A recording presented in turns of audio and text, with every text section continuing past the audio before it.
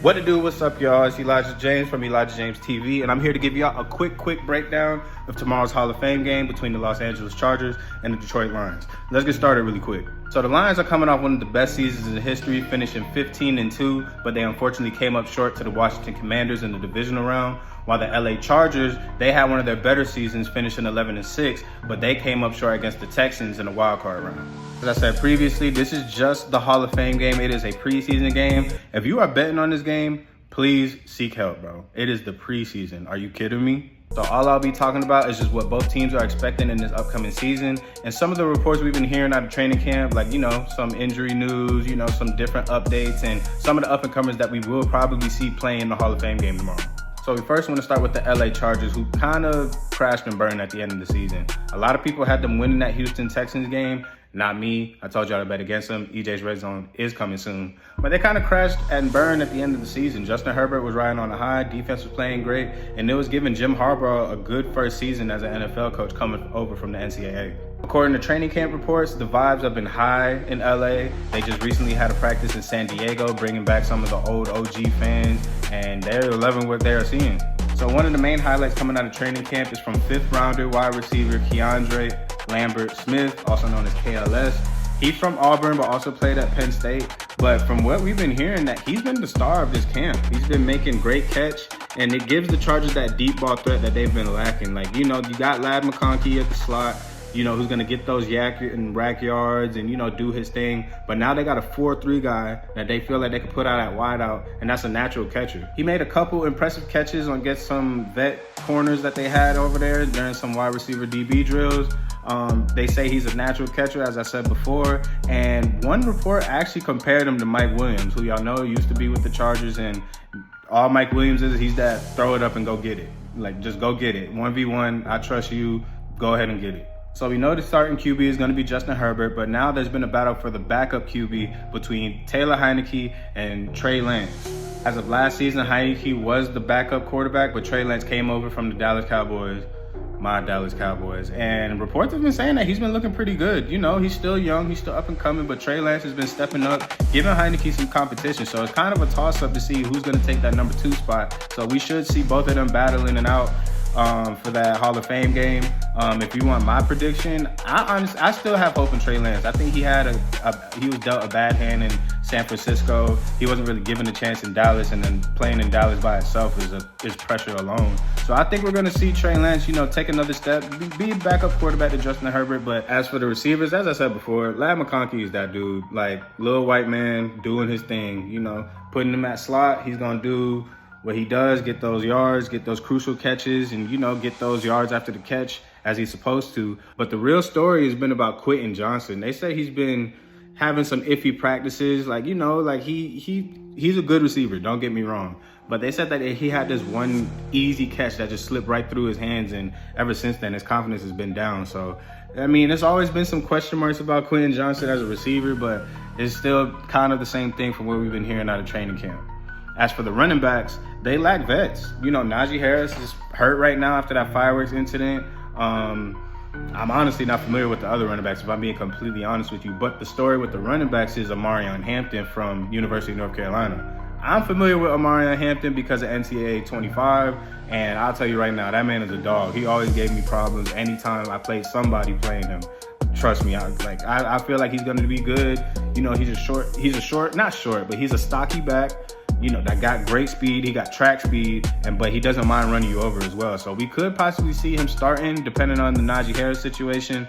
So the main downfall in that Texans game in the wild card round was that suspect O-line. Like, as bad as the Texans O-line was, the Chargers O-line was just as bad. But we've been hearing good things in the training camp, and it says that they've been improving. As for the defense, I've been kind of high on this defense ever since they got Khalil Mack, but it just hasn't come to fruition. I don't understand, but you still got Khalil Mack, you still got Derwin James, you still got Denzel Perryman, Miami. Some great players, but from training camp, it just sounds like they've been doing a lot of functional things, not necessarily doing a whole bunch of heavy reps, and they've just been getting their reps, getting ready for the season.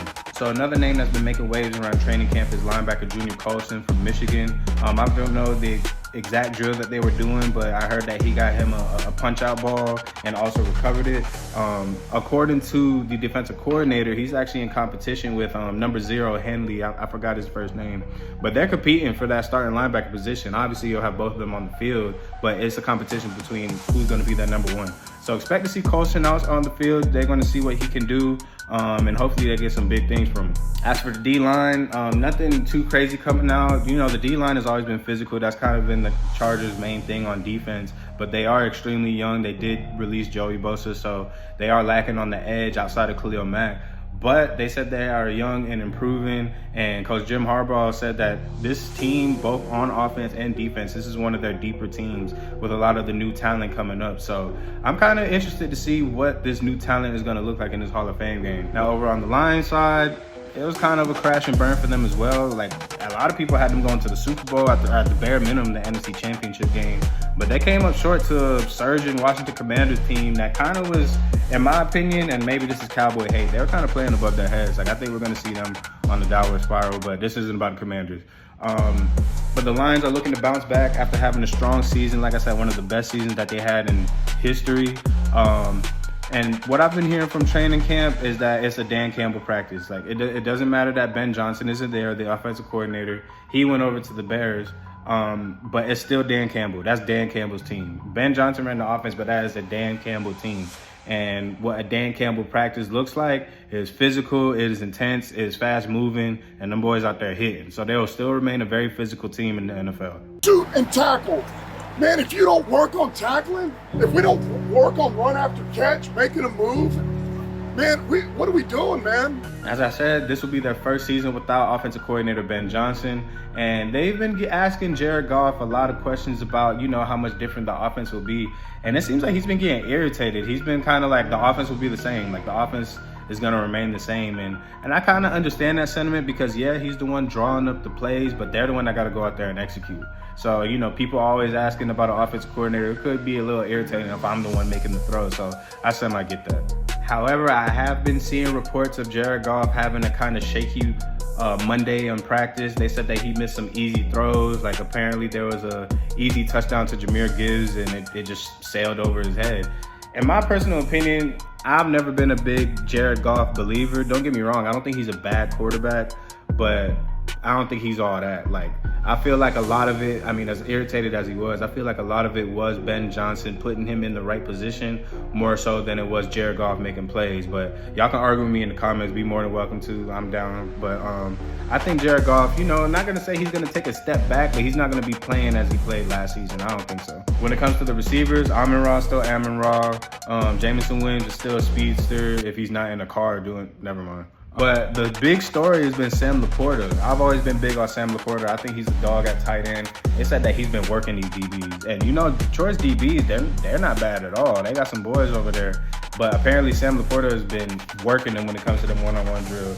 I've always been high on Laporta. He's a big threat, so keep an eye on him. As for the defense, they'll be led by first-year defensive coordinator Kelvin Shepard. Last year, they had Aaron Glenn, who did a phenomenal job. I think he should have been way more talked about than he was, but it still paid off. Now he's the head coach at the New York Jets, but now Kelvin Shepard will now step into that leading role. And he's still looking to keep that same Aaron Glenn defense going. He didn't lose too much of a different parts. Everything should still remain the same, and he said that he's, quote, trying to lead a pack of dogs out there. Obviously, the main story on the defensive side is the status of Aiden Hutchinson after suffering that gruesome injury. I seen that in real time, and that made me start rubbing my leg. Like, that was brutal. But apparently, according to Jared Goff, they said that he looks like a monster. He says that he looks like a monster. And I've seen some clips of my own. I've seen him get off. It still looks like that explosiveness is there. He doesn't look timid. I know people after suffering a serious injury like that kind of come back a little timid, but he looks like nothing happened. Like, he looks stronger than ever. He looks faster than ever. And I think Aiden Hutchinson is going to get back to business, back to normal, just like how everything was.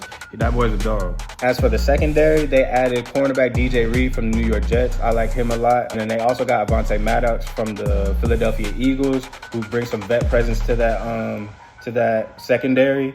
They still got Brian Branch, who's doing his thing. They said that he's kind of taking on that leadership role, but it's expected to be a big year for Terry and Arnold. He's going into that second year now. He had a great rookie season, but they're looking for him to also take that next step and be a dog on that defense. As for an up-and-comer on the Detroit side, who they keep talking about in training camp, is safety Lawrence Strickland. They said that he's been looking good.